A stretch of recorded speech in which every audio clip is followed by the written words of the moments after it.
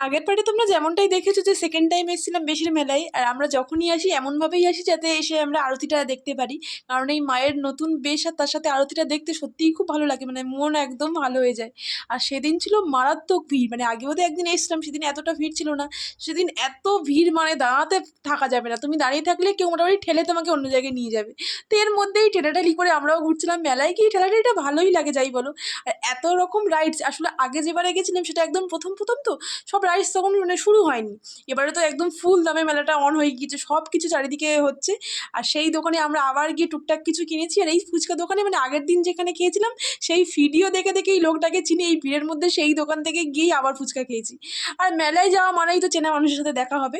তো এনেই ছাড়াও প্রচুর মানুষের সাথে দেখা হয়েছে, কিন্তু সবার সাথে তো আর ভিডিও নেওয়া যায়নি। এই ভিড়ে ফোন কি বের করবো, হাত থেকে একবার ফোনটা বেরিয়ে মানে পড়ে গেলে আর গোড়াতে পারবো না, এরকম অবস্থা ছিল।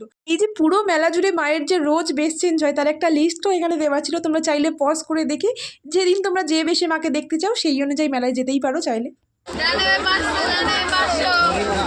এই এত বড় মেলায় ঘুরতে ঘুরতে ক্লান্ত হয়ে তো একটা দোকানেই ঢুকে গিয়েছিল বসতে, তো ভাবলো যখন বসতে দিয়েছে একটু হেল্পও করে দিই কাউকে।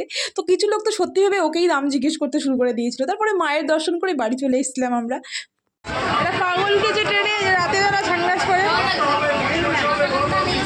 দেখা হচ্ছে কাল তোমাদের সবার সাথে নতুন কোনো একটা গল্প নিয়ে।